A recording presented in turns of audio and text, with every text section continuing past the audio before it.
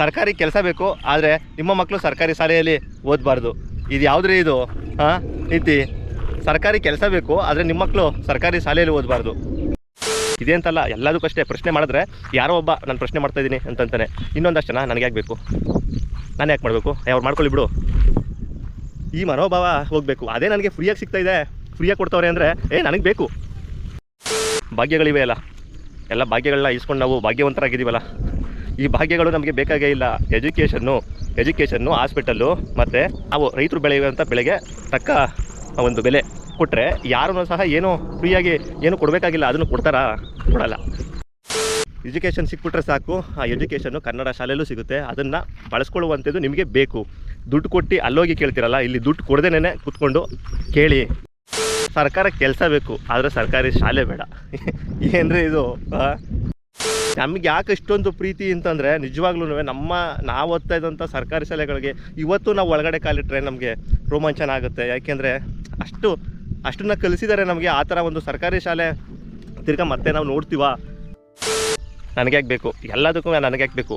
ಒಳ್ಳೇದಕ್ಕಾಗಲಿ ಕೆಟ್ಟದಕ್ಕಾಗಲಿ ನನಗೆ ಯಾಕೆ ಬೇಕು? ಅದೇ ಯಾವ್ದಾರ ಬೇಡದೇ ಇರೋ ವಿಷಯ ಆಯ್ತಲ್ಲ, ಅದು ಬೇಕು ಅವ್ರಿಗೆ. ನನಗೆ ಯಾಕೆ ಬೇಕು ಅಂತ ಅವ್ರು ಅದನ್ನು ಹೇಳೋದೇ ಇಲ್ಲ. ಪ್ರಶ್ನೆ ಮಾಡಬೇಕು, ಇಲ್ಲ ಇದನ್ನ ತಪ್ಪೋ ಸರಿನೋ ಕೇಳಬೇಕು. ಅಟ್ಲೀಸ್ಟ್ ನಾನು ಕೇಳ್ತಾ ಇರೋದು ತಪ್ಪು ಅಂತಾರ ಗೊತ್ತಾಗುತ್ತೆ, ಇಲ್ಲ ಸರಿ ಅಂತಾರ ಗೊತ್ತಾಗುತ್ತೆ. ಹಾಯ್, ಎಲ್ಲರಿಗೂ ನಮಸ್ತೆ. ನಾನು ನಿಮ್ಮ ಚೇತನ. ಸ್ನೇಹಿತರೆ, ಲಾಸ್ಟು ವಿಡಿಯೋದಲ್ಲಿ ಒಂದು ನಮ್ಮ ಸರ್ಕಾರಿ ಶಾಲೆಗಳ ಬಗ್ಗೆ ಉಳಿಸ್ಕೊಳ್ಳೋದ್ರ ಬಗ್ಗೆ ಮಾತಾಡಿದೆ. ಸರ್ಕಾರಿ ಶಾಲೆಗಳನ್ನ ಯಾವ ಥರ ಉಳಿಸ್ಕೋಬೇಕು, ಈಗ ಉಳಿಸ್ಕೊಂಡಿಲ್ಲ ಅಂದರೆ ಏನಾಗುತ್ತೆ ಅಂತ. ಅದೇ ವಿಷಯದ ಕುರಿತು ಇನ್ನೊಂದಷ್ಟು ವಿಷಯಗಳನ್ನ ತಿಳಿಸೋಕ್ಕೆ ಈ ವಿಡಿಯೋ ಮಾಡ್ತಿರೋದು. ಈ ವಿಡಿಯೋನ ಪೂರ್ತಿ ನೋಡಿ.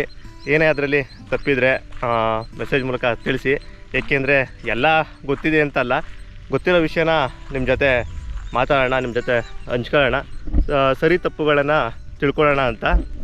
ಸ್ನೇಹಿತರೆ, ಈಗೇನಿದೆ 2026-27ನೇ ಸಾಲಿನ ಶೈಕ್ಷಣಿಕ ವರ್ಷ ಶುರುವಾಗಿದೆ. ಎಲ್ಲ ಮಕ್ಕಳುಗಳನ್ನು ಶಾಲೆಗಳಿಗೆ ಸೇರಿಸ್ತಾ ಇದ್ದಾರೆ. ನಾನು ಹೇಳೋದೇನಂತಂದರೆ, ನೀವು ಪ್ರೈವೇಟ್ ಶಾಲೆಗೆ ಸೇರಿಸಿ ಇಲ್ಲ ಗೌರ್ಮೆಂಟ್ ಶಾಲೆಗೆ ಸೇರಿಸ್ತಿರೋ ಅದೆಲ್ಲ ವಿಷಯ. ನೀವು ಇಷ್ಟು ವರ್ಷ ನೋಡಿದ್ದೀರಾ ಯಾವ್ಯಾವ ಶಾಲೆಗಳು ಹೇಗಿವೆ, ಹೇಗೆ ಪಾಠಗಳನ್ನ ಮಾಡ್ತಾಯಿದ್ದಾರೆ ಅಂತ. ಯಾಕೆ ಅಂತಂದರೆ, ನಮ್ಮ ಈ 2026ರಲ್ಲಿ ಅತಿ ಹೆಚ್ಚು ಕನ್ನಡದಲ್ಲಿ ಫೇಲ್ ಆಗಿರೋರು ಬಂದು ಕರ್ನಾಟಕದಲ್ಲಿ ಕನ್ನಡ ಸಬ್ಜೆಕ್ಟಲ್ಲಿ ಫೇಲ್ ಆಗಿದ್ದಾರೆ ಅಂತೆ. ನೀವು ಯಾರ್ಯಾರೋ ಕಾನ್ವೆಂಟ್ಗಳಿಗೆ ಸೇರಿಸ್ತಾ ಇದ್ದೀರಾ, ಮಕ್ಕಳುಗಳನ್ನ ಸೇರಿಸಿದ್ದೀರಾ, ಆಲ್ರೆಡಿ ಇದ್ದಾರೆ. ಅವ್ರಿಗೆ ಕನ್ನಡದಲ್ಲಿ ಒಂದಷ್ಟು ಪದಗಳನ್ನು ಬರೆಯೋಕ್ಕೆ ಹೇಳಿ, ಕನ್ನಡದಲ್ಲಿ ಒಂದು ಸೆಂಟೆನ್ಸ್ನ ಓದೋಕ್ಕೆ ಹೇಳಿ, ಒತ್ತಕ್ಷರ ಇರುವಂತಹ ಒಂದೊಂದಷ್ಟು ಪದಗಳನ್ನು ಅವ್ರಿಗೆ ಬರೆಯೋಕ್ಕೆ ಹೇಳಿ, ನೋಡೋಣ ಬರೀತಾರ ಅಂತ. ಯಾಕೆಂದರೆ ನಾನೊಂದಷ್ಟು ಕಾನ್ವೆಂಟ್ಗೆ ಹೋಗುವಂತಹ ಮಕ್ಕಳುಗಳನ್ನ ನೋಡಿದೆ. ಅವರ ಹ್ಯಾಂಡ್ ರೈಟಿಂಗ್ ಆಗಿರ್ಬೋದು ಮತ್ತು ಕನ್ನಡ ಪದಗಳಾಗಿರ್ಬೋದು, ಅವು ನೋಡೋಕ್ಕೆ ಆಗ್ತಾ ಇರಲಿಲ್ಲ. ಯಾಕೆಂದರೆ ಅಷ್ಟು ಚೆನ್ನಾಗಿರಲಿಲ್ಲ. ಮತ್ತು ಯಾವುದೇ ಒಂದು ಪದನೂ ಸಹ ಅವರು ಓದ್ತಾ ಇಲ್ಲ ಕನ್ನಡನ. ಹಾಗಾಗಿ ನೀವು ಒಂದು ಸತಿ ಚೆಕ್ ಮಾಡಿ. ನಿಮ್ಮ ಮಕ್ಕಳು ಕಾನ್ವೆಂಟ್ಗೆ ಹೋಗ್ತಾಯಿದ್ರೆ 4th, 5th, 6th ಈ ಸ್ಟ್ಯಾಂಡರ್ಡಲ್ಲಿ ಇದ್ದರೆ ಮಕ್ಕಳುಗಳನ್ನ ಚೆಕ್ ಮಾಡಿ ಒಂದು ಸರಿ. ಯಾವುದಾದ್ರು ಕನ್ನಡ ಪದಗಳನ್ನು ಮತ್ತು ಕನ್ನಡ ಅಂಕಿಗಳನ್ನಲ್ಲಿ ಬರೆದು ಚೆಕ್ ಮಾಡೋಕ್ಕೆ ಹೇಳಿ, ನೋಡೋಣ ಬರೀತಾರೆ ಹೇಗೆ ಅಂತ. ಯಾಕೆ ಅಂತಂದರೆ ಕನ್ನಡ ಅಷ್ಟು ಬರ್ತಾಯಿಲ್ಲ, ಅದಕ್ಕೋಸ್ಕರನೇ ಕನ್ನಡದಲ್ಲಿ ಅತಿ ಹೆಚ್ಚು ಫೇಲ್ ಆಗಿದ್ದಾರೆ. ಆಮೇಲೆ ಮತ್ತೆ ಇನ್ನೊಂದು ವಿಷಯ ಏನಪ್ಪ ಅಂತಂದರೆ, ಕನ್ನಡ ಶಾಲೆಗಳನ್ನು ಯಾಕೆ ಉಳಿಸ್ಕೋಬೇಕು ಅನ್ನೋದಾದರೆ, ಒಂದು ಕನ್ನಡ ಶಾಲೆ ನಮ್ಮ ಊರಿಗೆ ಬರಬೇಕು ಅಂತ ಅಂದರೆ ಸುಮ್ಮನೆ ಅಲ್ಲ, ತುಂಬ ಶ್ರಮ ಇದೆ. ಅದರಲ್ಲಿ ಶ್ರಮಪಟ್ಟರೋರು, ನಿಮ್ಮ ಒಂದು ಊರು ಶಾಲೆ ಇರ್ಬೋದು, ಆ ಶಾಲೆ ಇವತ್ತು ಮುಚ್ತಾ ಇರ್ಬೋದು. ಯಾಕೆಂದರೆ ಮಕ್ಕಳುಗಳು ಇಲ್ಲದೇ ಇವತ್ತು ಶಾಲೆನ ಮುಚ್ಚೋ ಪರಿಸ್ಥಿತಿಗೆ ಬಂದಿದೆ. ಹಾಗಾಗಿ ಈಗ ನಿಮ್ಮ ಊರು ಶಾಲೆನೇ ತರಬೇಕಾದ್ರೆ, ನಿಮ್ಮ ಒಂದು ಊರಲ್ಲಿ ಒಂದು ಶಾಲೆ ಇರಬೇಕಾದ್ರೆ ಅದನ್ನು ಎಷ್ಟು ಕಷ್ಟ ಆಗಿರುತ್ತೆ ಆ ಸ್ಕೂಲ್ನ ಅಲ್ಲಿಗೆ ತರೋಕ್ಕೆ. ನಾವು ಒಂದು ನಿಮಿಷದಲ್ಲಿ, ಒಂದು ದಿನದಲ್ಲಿ ಒಂದು ಶಾಲೆನ ಮುಚ್ಚಿಬಿಡ್ತಾರೆ ಅಂತಂದರೆ ಬೇಜಾರಾಗಲ್ವಾ? ಬೇಜಾರಾಗೇ ಆಗುತ್ತೆ. ಕನ್ನಡ ಶಾಲೆನ ದಯವಿಟ್ಟು ಉಳಿಸ್ಕೋಬೇಕು. ಯಾಕೆ ಅಂತಂದರೆ ಎಜುಕೇಷನು ಈಗ ನಾವೆಲ್ಲ ಓದಂಥದ್ದು ನಮ್ಮದು 2004, 2005ನೇ ಬ್ಯಾಚ್ ನಮ್ಮದು. ನಾವೆಲ್ಲ ಓದಿದಾಗ ಕನ್ನಡ ಶಾಲೆಯಲ್ಲಿ ಇಂಗ್ಲೀಷು ಅಷ್ಟೊಂದು ಗೊತ್ತಿರಲಿಲ್ಲ, ಒಪ್ಕೋತೀವಿ. ಯಾಕೆ ಅಂತಂದರೆ ಇಂಗ್ಲೀಷು ಕಲಿಸ್ತಿರಲಿಲ್ಲ, ಕನ್ನಡ ಇತ್ತು. ಹಾಗಾಗಿ ಇಂಗ್ಲೀಷು ಹೇಳ್ಕೊಡ್ತಿರಲಿಲ್ಲ. ನಾವೆಲ್ಲ ಒಂದು 5ನೇ ಕ್ಲಾಸಿಗೆ ಬಂದು ABCD ಕಲಿತು ಅಲ್ಲಿಂದ ಆಚೆಗೆ ಒಂದು ಜೀವನನ ರೂಪಿಸ್ಕೊಂಡಿದ್ದೀವಿ. ಏನೋ ಒಂದು ಕೆಲಸನ ಮಾಡಿಕೊಂಡು ಜೀವನ ಮಾಡ್ತಾಯಿದ್ದೀವಿ. ಏನೋ ಓಕೆ ನಡೀತಾ ಇದೆ. ಆದರೆ ಮಕ್ಕಳಿಗೆ ಎಜುಕೇಷನ್ನು ಮುಖ್ಯ. ಇಂಗ್ಲೀಷ್ ಬೇಕು. ಇಂಗ್ಲೀಷು ಇಲ್ಲ ಅಂದರೆ ಏನೂ ಮಾಡೋಕ್ಕಾಗಲ್ಲ. ಹಾಗಂತ ಕನ್ನಡ ಇಲ್ಲ ಅಂತಂದರೆ ಓಕೆನಾ? ಕರ್ನಾಟಕದಲ್ಲಿ ಕನ್ನಡ ಬರಲೇ ಇಲ್ಲ ಅಂತಂದರೆ ಓಕೆನಾ ಹೇಳಿ? ಎಲ್ಲ ಮಕ್ಕಳನ್ನು ಓದಿ ಇಂಜಿನಿಯರು ಡಾಕ್ಟ್ರು ಆಗ್ತಾರೆ, ಇಲ್ಲ ಯಾವುದೋ ಒಂದು ಗೌರ್ಮೆಂಟ್ ಕೆಲಸ ಸಿಗುತ್ತೆ ಅನ್ನೋದು ಸುಳ್ಳು. ಯಾಕೆ ಅಂದರೆ ಗೌರ್ಮೆಂಟ್ ಕೆಲಸ ಈಗ ನೀವೇ ನೋಡ್ತಾ ಇದ್ದೀರಾ, ಗೌರ್ಮೆಂಟ್ ಕೆಲಸ ಸಿಗುತ್ತೆ ಅನ್ನೋದು ನಿಜವಾಗ್ಲೂ ಕಷ್ಟ. ಯಾಕೆ ಅಂತಂದರೆ ಹೇಳೋಕ್ಕೆ ಆಗಲ್ಲ ಅದನ್ನ, ಗೌರ್ಮೆಂಟ್ ಕೆಲಸ ಸಿಗುತ್ತೆ ಎಲ್ಲರಿಗೂ ಓದೋರಿಗೆಲ್ಲ ಅಂತ ಇಲ್ಲವೇ ಇಲ್ಲ. ಹಾಗಾಗಿ ಗೌರ್ಮೆಂಟ್ ಕೆಲಸ ಸಿಗಲ್ಲ, ಇಲ್ಲ ಯಾವುದೋ ಒಂದು ಪ್ರೈವೇಟ್ ಕೆಲಸಕ್ಕೆ ಹೋಗ್ತೀನಿ ಅಂತಂದ್ರೂ ಕನ್ನಡ ಬೇಕು. ಯಾಕೆಂದರೆ ಕರ್ನಾಟಕದಲ್ಲಿ ಇದ್ಕೊಂಡು ಕನ್ನಡ ಕಲಿಯಿಲ್ಲ ಅಂದರೆ ಹೇಗೆ? ಮತ್ತು ಎಸ್ ಎಸ್ ಎಲ್ ಸಿಲಿ ಕನ್ನಡ ಫೇಲ್ ಆದರೆ ಫೇಲೇನೇ. ಹಾಗಾಗಿ ಕನ್ನಡಕ್ಕೆ ಹೆಚ್ಚು ಮಹತ್ವ ಕೊಡ್ತಿದ್ದಾರಾ? ಒಂದು ಸತಿ ನಿಮ್ಮ ಕಾನ್ವೆಂಟ್ಗಳಲ್ಲಾಗಿರ್ಬೋದು, ಎಲ್ಲೇ ಆಗಿರ್ಬೋದು, ನಿಮ್ಮ ಮಕ್ಕಳು ಓದ್ತಾ ಇರ್ತಾವೆ, ನಿಮ್ಮ ಮಕ್ಕಳನ್ನ ಕೇಳಿ ವಿಚಾರಿಸಿ. ನಾನು ಹೇಳೋದೇನಂತಂದರೆ ಕನ್ನಡ ಶಾಲೆಗಳನ್ನು ದಯವಿಟ್ಟು ಉಳಿಸ್ಕೊಳ್ಳಿ. ಯಾವ ಊರಲ್ಲಿದ್ದೀರಾ ನೀವು ಅಲ್ಲಿ ಕನ್ನಡ ಶಾಲೆಗಳನ್ನು ಉಳಿಸ್ಕೊಂಡು ಕಾಪಾಡುವಂಥ ಮಟ್ಟಕ್ಕೆ ಬನ್ನಿ. ಯಾಕೆ ಅಂತಂದರೆ ಬಡವರ ಮಕ್ಕಳುಗಳು ಎಲ್ಲಿ ಸೇರ್ಸೋಕ್ಕಾಯ್ತದೆ ಕಾನ್ವೆಂಟ್ಗಳಿಗೆ? 50,000 1 ಲಕ್ಷ, ಒಂದು LKG UKGಗೆ ಸೇರ್ಸೋಕ್ಕೆ 50,000 1 ಲಕ್ಷ ಡೊನೇಷನ್ ಇರುತ್ತೆ. ಅದರಲ್ಲಿ ಆ ಫೀಸು ಈ ಫೀಸು ಅಂತ ಹೇಳಿ ಇನ್ನೊಂದಷ್ಟು ವರ್ಷ ಆಗುವಷ್ಟರೊಳಗೆ ಎಲ್ಲ ವಸೂಲಿ ಮಾಡಿರ್ತಾರೆ. ಒಂದು ಎಜುಕೇಷನ್ ಅಂತಂದರೆ ನಮ್ಮ ಮಕ್ಕಳು ಚೆನ್ನಾಗಿರಬೇಕು, ನಾವಾಗೋ ಥರ ನಮ್ಮ ಮಕ್ಕಳು ಆಗಬಾರ್ದು. ಅವ್ರಿಗೊಂದು ಎಜುಕೇಷನ್ ಕೊಡಬೇಕು, ಮತ್ತು ಅವರು ಚೆನ್ನಾಗೇ ಓದಲಿ ಅಂತ ನಾವು ಹೇಳೋದು. ಎಜುಕೇಷನ್ ಇದ್ಬಿಟ್ರೆ ಸಾಕಾ? ಏನೋ ಹೇಳ್ತಾರಲ್ಲ, ಈ ಫಸ್ಟ್ ರ್ಯಾಂಕ್ ರಾಜರು ಗೊತ್ತಲ್ಲ ಎಜುಕೇಷನ್ ಹೇಗಿರುತ್ತೆ ಅಂತ, ಆ ಥರ ಎಜುಕೇಷನ್ ಇದ್ಬಿಟ್ರೆ ಸಾಕಾ? ಮೌಲ್ಯಗಳನ್ನು ತಿಳ್ಕೋಬೇಕು, ಬದುಕಿನ ಮೌಲ್ಯಗಳು. ಮತ್ತು ನಾವೆಲ್ಲ ಗೌರ್ಮೆಂಟ್ ಶಾಲೆಗೆ ಓದಿ ಏನಪ್ಪ ಕಲ್ತಿದ್ದೀವಿ ಅನ್ನೋದಾದರೆ, ಇಂಗ್ಲೀಷು ಬರದೇ ಇರ್ಬೋದು, ಇಲ್ಲ ಮಾತಾಡೋಕ್ಕೆ ಬರುತ್ತೆ, ಮೇಂಟೈನ್ ಮಾಡೋಕ್ಕೆ ಬರುತ್ತೆ, ಇಲ್ಲ ಒಂದು ಸೆಂಟೆನ್ಸ್ನ ಓದೋಕ್ಕೆ ಬರುತ್ತೆ, ತಿಳ್ಕೊಳಕ್ಕೆ ಬರುತ್ತೆ. ಇಷ್ಟು ಸಾಕು ಇಂಗ್ಲೀಷ್ ನಮಗೆ. ಯಾಕೆಂದರೆ ನಾನು ಕರ್ನಾಟಕದಲ್ಲೇ ಇರೋದು, ಹಾಗಾಗಿ ಇಷ್ಟು ಸಾಕು. ಫಾರಿನಲ್ಲೇನೂ ಇಲ್ಲ ನಾನು, ಹಾಗಾಗಿ ಕರ್ನಾಟಕದಲ್ಲಿ ಇರೋದಕ್ಕೆ ಸಾಕು. ಗೌರ್ಮೆಂಟ್ ಶಾಲೆ ಯಾಕೆ ಅನ್ನೋದಾದರೆ ಪ್ರತಿ ಒಂದು ಮೌಲ್ಯನ ತಿಳಿಸ್ಕೊಡುವಂಥದ್ದು.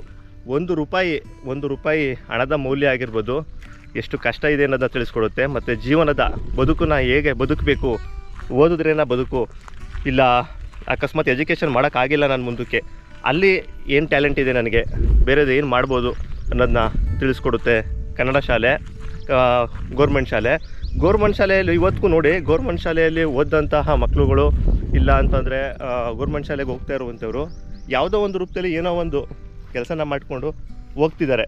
ಯಾರೂ ಏನೋ ಹಾಗೇನಿಲ್ಲ. ನಮ್ಮ ತಾಲೂಕಿನವರೇ ಆದಂತಹ ನಮ್ಮ ರಾಮನಗರ ಜಿಲ್ಲೆಯಲ್ಲಿ ಅವಿರಳ್ಳಿ ಶಾಲೆಯಲ್ಲಿ ಓದಂತಹ ವಡ್ರಳ್ಳಿಯವರು BO ಆಗಿ ಕೆಲಸ ಮಾಡ್ತಿದ್ದಾರೆ. ಇವತ್ತು ಶಿಕ್ಷಣ ಅಧಿಕಾರಿಯಾಗಿ ರಾಮನಗರದಲ್ಲಿ BO ಆಗಿ ಕೆಲಸ ಮಾಡ್ತಿದ್ದಾರೆ. ಅವರು ಸಹ ಗೌರ್ಮೆಂಟ್ ಶಾಲೆಯಲ್ಲೇ ಓದೋರು. ಎಲ್ಲ ಮಕ್ಕಳು ಓದಿ ಎಲ್ಲರೂ ಆಫೀಸರ್ಸೋ ಇಲ್ಲ ಇನ್ಸ್ಪೆಕ್ಟ್ರೋ ಆಗ್ತಾರೆ ಅನ್ನೋದು ಏನಿಲ್ಲ. ಹಾಗಾಗಿ ಮಕ್ಕಳುಗಳನ್ನ ಎಜುಕೇಟೆಡ್ ಮಾಡಬೇಕು ನಿಜ. ಆದರೆ ಗ್ರಾಮೀಣ ಭಾಗದಲ್ಲಿ ಇದ್ಕೊಂಡು ಕೂಲಿ ನಾಲಿ ಮಾಡಿ ಇವತ್ತು ಏನೋ ಒಂದಷ್ಟು ಬೆಲೆ ಸಿಕ್ಕಿದ್ರೆ, ನಾವು ಬೆಳೆಯುವಂಥ ಬೆಲೆ ಸಿಕ್ಕಿದ್ರೆ ಪದಾರ್ಥಕ್ಕೆ, ಅದರಿಂದ ನಾವೇನೋ ಮಾಡ್ಬೋದು ಅನ್ನುವಂಥವ್ರು 50,000 1 ಲಕ್ಷನ ಡೊನೇಷನ್ ಕಟ್ಟಿ ಅವರು ಪ್ರೈವೇಟ್ ಸ್ಕೂಲ್ಗಳಿಗೆ ಸೇರಿಸಿ ಹೆಂಗಾಗ್ಬಿಟ್ಟಿದೆ ಗೊತ್ತಾ ಜನಗಳಿಗೆ? ಯಾರೋ ಏನೋ ಮಾಡ್ತಾರೆ ಅಂತಂದರೆ ಅದು ನಾನು ಮಾಡಬೇಕು. ಆಮೇಲೆ ನಮ್ಮಲ್ಲಿ ಪ್ರಶ್ನೆ ಮಾಡದೇ ಬಿಟ್ಬಿಟ್ಟಿದ್ದಾರೆ ಜನಗಳು. ಏನಂತಲೇ ಅರ್ಥ ಆಗ್ತಾಯಿಲ್ಲ ನನಗೆ. ನಿಮಗೆ ಈಗ ಗೊತ್ತಿರ್ಬೋದು, ನಮ್ಮ ಬಿಡದಿ ಬೆಳೆಯುವಂತಹ ಕೇತ್ಕರ್ನಹಳ್ಳಿ ಇರ್ಬೋದು, ಇಲ್ಲ ಈ ಕಡೆ ಬಿಡದಿ ಸರೌಂಡಿಂಗು ಈಗ ಏರ್ಪೋರ್ಟು 2ನೇ ಏರ್ಪೋರ್ಟ್ ಆಗೋಕ್ಕೆ ಲ್ಯಾಂಡ್ನ ಅಕ್ವೈರ್ ಮಾಡ್ತಿದ್ದಾರೆ. ನಾನು ಹೇಳೋದು, ಎಲ್ಲ ಈ ಥರ ಅಕ್ವೈರ್ ಮಾಡಿಕೊಂಡು ಭೂಮಿ ಎಲ್ಲ ನೀವು ವಶಪಡಿಸ್ಕೊಂಡ್ರೆ ರೈತರು ಎಲ್ಲಿ ಹೋಗಬೇಕು, ಏನೇನ ಬೆಳಿಬೇಕು, ನೀವು ಏನೇನ ತಿಂತೀರಾ ಮುಂದಿನ ದಿನಗಳಲ್ಲಿ. ಆಮೇಲೆ ಇನ್ನೊಂದು ಏನಂತಂದರೆ, ನಮ್ಮ ಭಾಗದಲ್ಲಿ ನಮ್ಮ ರಾಮನಗರ ಇರ್ಬೋದು, ಈಗ ಕನಕಪುರ ಬಿಡದಿ ಮಾರ್ಗದಲ್ಲಿ ಅಟ್ಲೀಸ್ಟ್ ಸ್ವಲ್ಪ ನೀರಾವರಿ ಇದೆ. ಒಂದು ಈ ಬಿಡದಿ ಇರ್ಬೋದು, ಈ ಕಡೆ ಬೆಂಗಳೂರಿಂದ ಒಂದಷ್ಟು ನೀರು ಬರುತ್ತೆ ಅಂತ ಇಟ್ಕೊಳ್ಳಿ, ಚಿಕ್ಕೋಳೆ, ಅದು ಕೊಳೆ ನೀರೋ ಇನ್ನೊಂದು ನೀರೋ ಏನೋ ಒಂದು ಒಟ್ಟಿನಲ್ಲಿ ನೀರು ಬರುತ್ತೆ. ಮತ್ತು ಇಲ್ಲಿ ಅರ್ಕಾವತಿ ನದಿ ಇರ್ಬೋದು, ಈ ಕಡೆ ಒಂದಷ್ಟು ನೀರಾವರಿ ಇದೆ. ಆ ನೀರಾವರಿ ಇರುತ್ತಾವೋ ಒಂದಷ್ಟು ಏನೋ ಅವ್ರಿಗೆ ಅನ್ಸದ್ದು, ಒಂದಷ್ಟು ರೇಷ್ಮೆನೋ ಇಲ್ಲ ಏನೋ ಒಂದು ಸೀಮೆ ಹಸು ಇಟ್ಕೊಂಡು ಒಂದು ಹುಲ್ಲುನೋ ಏನೋ ಒಂದು ತೆಂಗಿನ ತೋಟನೋ ಏನೋ ಒಂದು ಮಾಡ್ಕೊಂಡಿರ್ತಾರೆ. ಅಂಥವರ ಜಮೀನುಗಳನ್ನ ನೀವು ವಶಪಡಿಸ್ಕೋತೀರಿ ಅನ್ನೋದಾದರೆ ಇನ್ನು ಅವ್ರ ಜೀವನ ಏನು ಮಾಡೋದು? ಹೇಳ್ತೀರಾ? ನಾನು ಯಾವುದೇ ರಾಜಕೀಯದ ಬಗ್ಗೆ ಮಾತಾಡ್ತಾ ಇಲ್ಲ. ಒಂದು ಏನಿದೆ ಇವಾಗ ನಮ್ಮ ಸರ್ಕಾರ ಏನಿದೆ, ಆ ಸರ್ಕಾರದ ಬಗ್ಗೆನೇ ಮಾತಾಡ್ತಾ ಇರೋದು. ರಾಜಕೀಯ ಪಕ್ಷ ಆ ಪಕ್ಷದಾಗಲಿ ಈ ಪಕ್ಷ ಅಂತ ಇಲ್ಲ. ಯಾರು ಇವಾಗ ರಾಜಕೀಯ ಆಡಳಿತದಲ್ಲಿದ್ದಾರೆ ಅವ್ರಿಗೇ ಹೇಳ್ತಾ ಇರೋದು. ನೀವು ಒಂದು ಈಗ ಅವ್ರಿಗೆ ಒಂದಿಷ್ಟು 3 ಕೊಡ್ತಾಯಿದ್ದೀರೋ ಇಲ್ಲ 4 ಕೊಡ್ತಾಯಿದ್ದೀರೋ ಒಂದಷ್ಟು ನಾವು ದುಡ್ಡು ಕೊಡ್ತಾಯಿದ್ದೀವಿ. ಯಾರೂ ಕೊಟ್ಟಿಲ್ಲ ಇಲ್ಲಿವರೆಗೂ. ಅಷ್ಟು ದುಡ್ಡನ್ನು ಕೊಡ್ತಾಯಿದ್ದೀವಿ ನಾವು. ಹಾಗಾಗಿ ನಾವು ಜಮೀನ ಮಾಡ್ಕೋತಾ ಇದ್ದೀವಿ ಅಂತ. ಸರಿ ಸರ್, ಜಮೀನು ಕೊಡ್ತೀರಾ, ಜಮೀನಿಗೆ ನೀವು ದುಡ್ಡು ಕೊಡ್ತೀರಾ ಸರಿ, ಅವ್ರಿಗಾಗುತ್ತೆ ಇಲ್ಲ ಅವ್ರ ಮಕ್ಳಿಗಾಗುತ್ತೆ. ಆಮೇಲೆ ಏನಾಗುತ್ತೆ, ದುಡ್ಡು ಎಲ್ಲಿರುತ್ತೆ? ನೀವು ಕೊಡೋ ದುಡ್ಡು ಎಷ್ಟು ದಿವಸ ಬರುತ್ತೆ? ಎಲ್ಲಿರುತ್ತೆ ಅದು? ಜಮೀನಿದ್ರೆ ಇವತ್ತಲ್ಲ ನಾಳಕ್ಕೆ ಈಗ ಅವರ ತಾತ ಜಮೀನಿಟ್ಟಿರೋದಕ್ಕೆ ಈಗ ಅಲ್ಲಿ ಮಕ್ಕಳುಗಳು ವ್ಯವಸಾಯ ಮಾಡಿಕೊಂಡು ಒಂದು ಮರ್ಯಾದೆಯಾಗಿ ಜೀವನನ ಸಾಗಿಸ್ತಿದ್ದಾರೆ. ಈಗ ಅದೂ ಅಕಸ್ಮಾತ್ ಇಲ್ಲ ಅಂತಂದರೆ ಏನು ಮಾಡ್ತಾರೆ? ಹಾಗಾಗಿ ಅವ್ರನ್ನ ಬದುಕೋಕೆ ಬಿಡಿ. ಸರ್ಕಾರ ಬರೋಕ್ಕೆ ಮುಂಚೆ ಓಟ್ ಕೇಳೋಕ್ಕೆ ಹೋದಾಗ ಸರ್ಕಾರ ಇರೋದೇ ನಿಮಗೋಸ್ಕರ, ಸರ್ಕಾರ ಇರೋದೇ ರೈತರಿಗೋಸ್ಕರ, ಸರ್ಕಾರ ನಿಮ್ಮದೇನೇ ಅಂತ ಹೇಳ್ತೀರಾ. ಎಲ್ಲ ಆದಮೇಲೆ ಕಿತ್ಕೊಳ್ಳೋಕೆ ರೆಡಿ ಇದ್ದೀರಾ, ನಾವು ಬಿಡಲ್ಲ ನಮಗೆ ಬೇಕು ಅಂತ ಇದ್ದೀರಾ. ಯಾವ ಥರ ಸರ್ಕಾರ ಗೊತ್ತಾಗ್ತಾಯಿಲ್ಲ. ಯಾರೆಲ್ಲ ವಿದ್ಯಾವಂತರಿದ್ದೀರಾ ಅವರು ದಯವಿಟ್ಟಲ್ಲಿ ಆ ಭಾಗದಲ್ಲಿ ಹೋರಾಡಿ ಆ ಜಮೀನನ್ನ ವ್ಯವಸಾಯಕ್ಕೆ ಅಂತಲೇ ಉಳಿಸ್ಕೊಳ್ಳುವಂಥ ಆಗಲಿ. ಆಮೇಲೆ ಇನ್ನೊಂದೇನಂತಂದರೆ, ಜನ ಇತ್ತೀಚೆಗೆ ಪ್ರಶ್ನೆ ಮಾಡೋದೇ ಮರ್ತುಬಿಟ್ಟಿದ್ದಾರೆ. ಹೆಂಗೆ ಅಂತಂದರೆ, ನನಗೆ ಯಾಕೆ ಬೇಕು, ಎಲ್ಲದಕ್ಕೂ ನನಗೆ ಯಾಕೆ ಬೇಕು, ಒಳ್ಳೇದಕ್ಕಾಗಲಿ ಕೆಟ್ಟದಕ್ಕಾಗಲಿ ನನಗೆ ಯಾಕೆ ಬೇಕು. ಅದೇ ಯಾವ್ದಾರ ಬೇಡದೇ ಇರೋ ವಿಷಯ ಆಯ್ತಲ್ಲ, ಅದು ಬೇಕು ಅವ್ರಿಗೆ. ನನಗೆ ಯಾಕೆ ಬೇಕು ಅಂತ ಅವ್ರು ಅದನ್ನು ಹೇಳೋದೇ ಇಲ್ಲ, ಮೊದಲಾಗೆ ಅದಕ್ಕೆ ಇರ್ತಾರೆ. ಇದು ಜಾಸ್ತಿ ಆಗ್ಬಿಟ್ಟೈತೆ. ಪ್ರಶ್ನೆ ಮಾಡ್ತಾನೆ ಇಲ್ಲ ಯಾರೂ. ಪ್ರಶ್ನೆ ಮಾಡಬೇಕು, ಇಲ್ಲ ಇದನ್ನ ತಪ್ಪೋ ಸರಿನೋ ಕೇಳಬೇಕು. ಅಟ್ಲೀಸ್ಟ್ ನಾನು ಕೇಳ್ತಾ ಇರೋದು ತಪ್ಪು ಅಂತಾರ ಗೊತ್ತಾಗುತ್ತೆ, ಇಲ್ಲ ಸರಿ ಅಂತಾರ ಗೊತ್ತಾಗುತ್ತೆ. ಆ ಇದರಲ್ಲಿ ಕೆಲವರು ಪ್ರಶ್ನೆನೇ ಮಾಡ್ತಾಯಿಲ್ಲ. ಪ್ರಶ್ನೆ ಮಾಡಬೇಕು ಅಂತನೂ ಅನ್ನಿಸ್ತಾನೋ ಇಲ್ವೋ ಏನೋ ಒಂದು ಗೊತ್ತಾಗ್ತಾಯಿಲ್ಲ. ಯಾವುದೇ ರೀತಿಗೂ ಪ್ರಶ್ನೆನೇ ಮಾಡ್ತಾಯಿಲ್ಲ. ಸರಿಯಪ್ಪ, ಇವಾಗ ಏನಾಗಿದೆ ಅಂತಂದರೆ, ನಮ್ಮ ರಾಜಕೀಯದ ವ್ಯವಸ್ಥೆ ಏನಾಗಿದೆ ಅಂತಂದರೆ, ಈಗೆಲ್ಲರೂ ತಮಿಳ್ನಾಡು ಹೇಳ್ತಿದ್ರಿ. ತಮಿಳ್ನಾಡು ರಾಜಕೀಯ ಹಂಗಾಯಿತು ಹಿಂಗಾಯಿತು, ಬದಲಾವಣೆ ಆಯಿತು. ಒಂದು 8 ತಿಂಗಳಲ್ಲೇ ಅವರು ಒಂದು ಪಕ್ಷನ ಕಟ್ಟಿ ಮುಖ್ಯಮಂತ್ರಿ ಆದರು ಅಂತ. ಅವ್ರೂ ಸಹ ನಾನು 2,000 ರೂಪಾಯಿ ಕೊಡ್ತೀನಿ, ನಾನು ಚಿನ್ನ ಕೊಡ್ತೀನಿ, ನಾನು ದುಡ್ಡು ಕೊಡ್ತೀನಿ ಅಂತ ಹೇಳೇ ರಾಜಕೀಯಕ್ಕೆ ಬಂದಿರೋದು. ಅದನ್ನೆಲ್ಲ ಕೊಡೋಕ್ಕಾಗುತ್ತಾ? ಕೊಡ್ತಾರಾ? ನಾನು ಹೇಳೋದು, ಇದನ್ನೆಲ್ಲ ಯಾಕೆ ಕೊಡಬೇಕು? ರೈತರುಗಳಿಗೆ ಬೆಂಬಲ ಬೆಲೆ ಕೊಟ್ಟರೆ ಸಾಕು. ಮಕ್ಕಳುಗಳಿಗೆ ವಿದ್ಯೆ ಎಲ್ಲ ಒಂದೇ, ಎಲ್ಲರಿಗೂ ಒಂದೇ ಶಿಕ್ಷಣ ಕೊಟ್ಟರೆ ಸಾಕು. ಹಾಗೆ ಆಸ್ಪತ್ರೆನ ಉಚಿತ ಕೊಟ್ಟರೆ ಸಾಕು.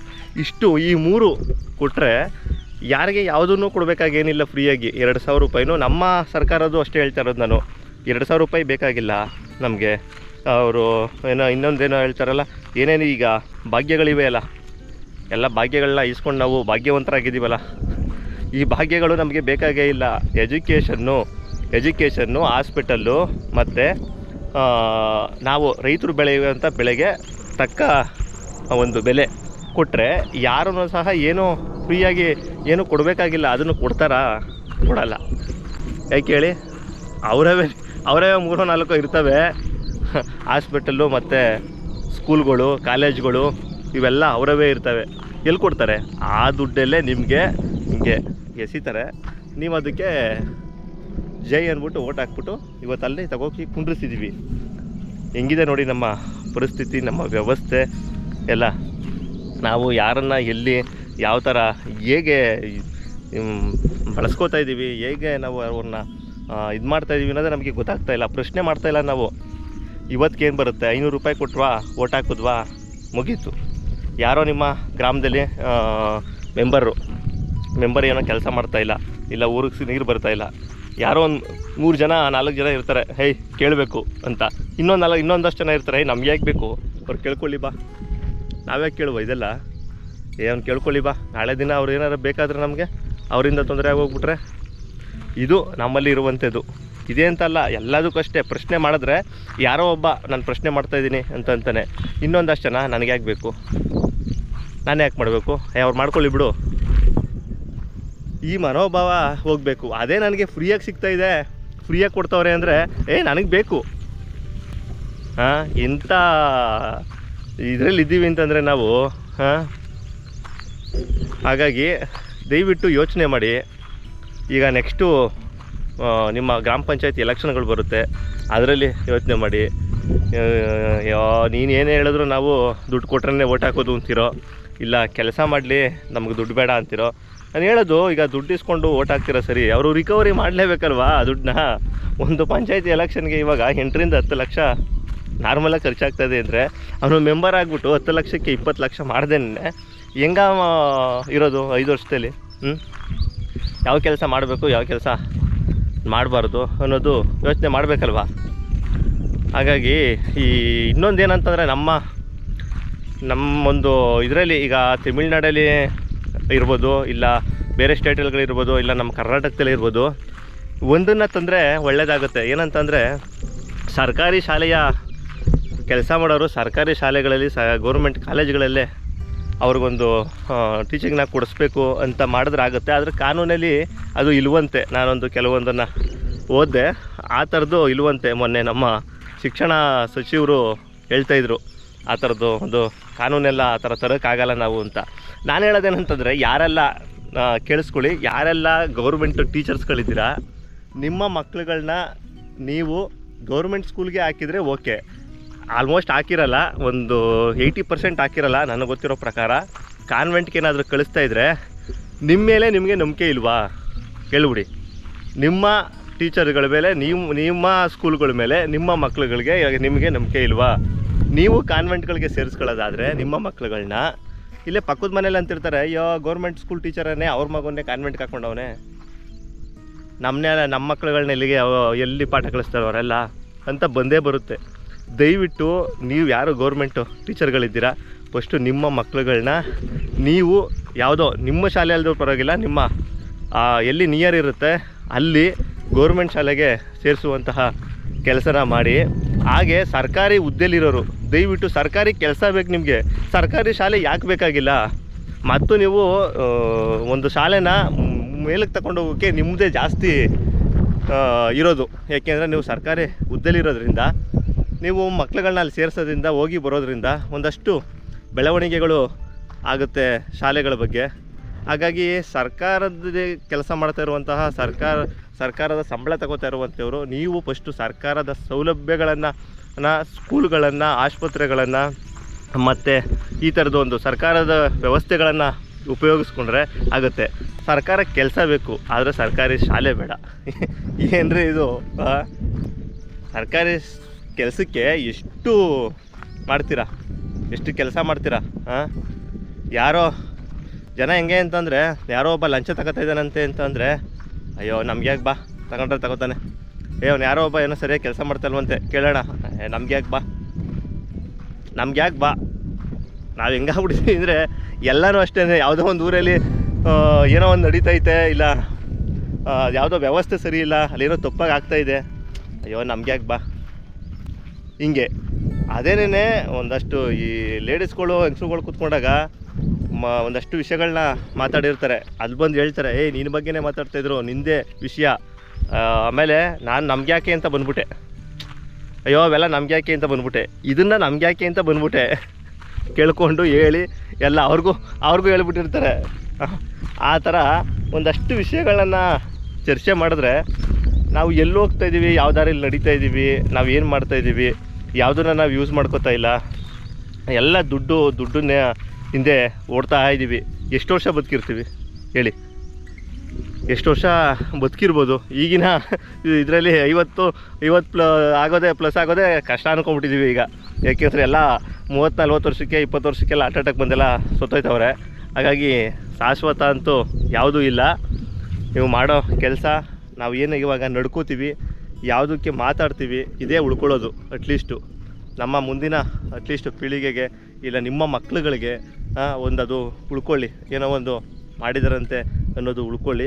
ಹಾಗಾಗಿ ನಿಮ್ಮ ಹತ್ರದ ಸರ್ಕಾರಿ ಶಾಲೆಗಳನ್ನು, ನಮಗೆ ಯಾಕೆ ಇಷ್ಟೊಂದು ಪ್ರೀತಿ ಅಂತಂದರೆ, ನಿಜವಾಗ್ಲೂ ನಾವು ಓದ್ತಾ ಇದ್ದಂಥ ಸರ್ಕಾರಿ ಶಾಲೆಗಳಿಗೆ ಇವತ್ತು ನಾವು ಒಳಗಡೆ ಕಾಲಿಟ್ರೆ ನಮಗೆ ರೋಮಾಂಚನ ಆಗುತ್ತೆ. ಯಾಕೆಂದರೆ ಅಷ್ಟನ್ನು ಕಲಿಸಿದ್ದಾರೆ ನಮಗೆ. ಆ ಥರ ಒಂದು ಸರ್ಕಾರಿ ಶಾಲೆ ತಿರ್ಗಾ ಮತ್ತೆ ನಾವು ನೋಡ್ತೀವ ಅನ್ನೋವಂಥದ್ದು ಬಂದ್ಬಿಟ್ಟಿದೆ ಎಲ್ಲ ಹಳ್ಳಿಗಳಲ್ಲೂ ನೋಡಿದ್ರೆ.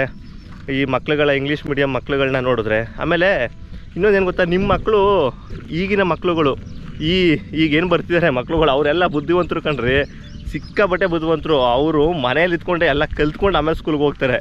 ಹೇಳಿದ್ವಲ್ಲ ನಾನು 6ನೇ 5ನೇ ಕ್ಲಾಸ್ಗೆಲ್ಲ ABCD ಕಲಿತು ಅಂತ. ಈಗ ಹಂಗಲ್ಲ, ಎಲ್ಲ ತಿಳ್ಕೊಂಡು ಹೋಗ್ತಾರೆ ಮತ್ತು ಫಾಸ್ಟ್ ಇದ್ದಾರೆ. ನಿಮಗೆ ಕಾನ್ವೆಂಟ್ ಆಗಲಿ ಇನ್ನೊಂದಾಗಲಿ ನಿಮ್ಮ ಮಕ್ಳುಗಳನ್ನ ಇಂಪ್ರೂವ್ಮೆಂಟ್ ಮಾಡ್ತೈತೆ. ನನ್ನ ಮಕ್ಳುಗಳು ಇಂಗ್ಲೀಷಲ್ಲಿ ಮಾತಾಡ್ತವ್ರೆ, ನನ್ನ ಮಕ್ಳುಗಳು ಅಷ್ಟೊಂದು ಫಾಸ್ಟ್ ಅವರೇ ಅಂತ ಅನ್ಕೋಬೇಡಿ. ಮಕ್ಕಳೇ ಫಾಸ್ಟ್. ಈಗ ಹೇಳ್ತೀನಿ ಕೇಳಿ, ನಿಮಗೂ ನಿಮ್ಮ ಮಕ್ಳುಗಳಿಗೂ ಬೇಜಾರು ವ್ಯತ್ಯಾಸ ಇದೆ. ಈ ನಿಮ್ಮ ಮಕ್ಳುಗಳೇ ಸಿಕ್ಕಾಪಟ್ಟೆ ಫಾಸ್ಟ್ ಇದ್ದಾರೆ. ಅವ್ರಿಗೆ ಸ್ವಲ್ಪ ಒಳ್ಳೆ ಒಂದು ಎಜುಕೇಷನ್ ಸಿಕ್ಬಿಟ್ರೆ ಸಾಕು.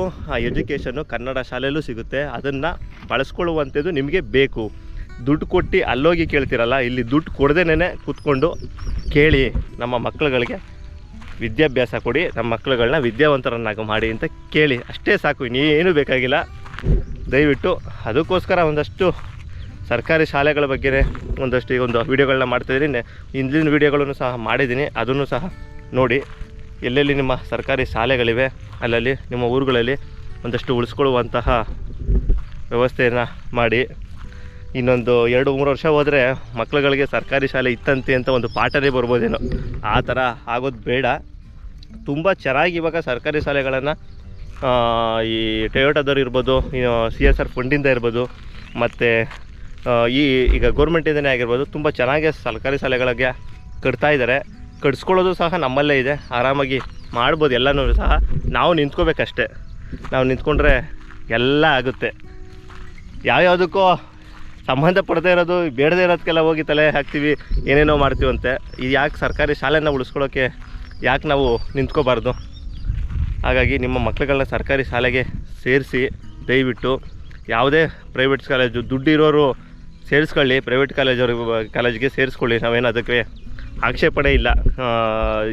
ಈ ಗ್ರಾಮದ ಭಾಗದಲ್ಲಿರೋರು, ಹಳ್ಳಿಗಳ ಕಡೆ ಇರುವಂಥವರು, ದುಡಿದು ತಿನ್ನುವಂಥವರು, ನೀವು ಯಾವುದೇ ಖಾಸಗಿ ಶಾಲೆಗಳಿಗೆ ಹೋಗ್ದಾಗೆ ಕನ್ನಡ ಶಾಲೆಯಲ್ಲೇ ನಿಮ್ಮ ಮಕ್ಳುಗಳನ್ನ ಬೆಳೆಸಿ ವಿದ್ಯಾವಂತರನ್ನಾಗಿ ಮಾಡಿ. ಮತ್ತು ಸಮಾಜದಲ್ಲಿ ಅವರು ಸ್ವತಂತ್ರವಾಗಿ ಬದುಕುವ ರೀತಿಯಲ್ಲಿ ಕಲಿತಾರೆ. ಅದು ಸರ್ಕಾರಿ ಶಾಲೆಯಲ್ಲಿ ಮಾತ್ರ. ನೀವು ಅದನ್ನು ಮಾಡಿ ಅಂತ ಕೇಳ್ಕೊತಾ ಇದ್ದೀನಿ. ಎಲ್ರಿಗೂ ನಮಸ್ತೆ. ವಿಡಿಯೋ ಇಷ್ಟ ಆದರೆ ಲೈಕ್ ಮಾಡಿ, ಹಾಗೆ ಸಬ್ಸ್ಕ್ರೈಬ್ ಮಾಡೋದನ್ನ ಮರಿಬೇಡಿ ನಮ್ಮ ಚಾನಲ್ನ. ನೆಕ್ಸ್ಟ್ ವಿಡಿಯೋದಲ್ಲಿ ಸಿಗೋಣ. ನಮಸ್ತೆ.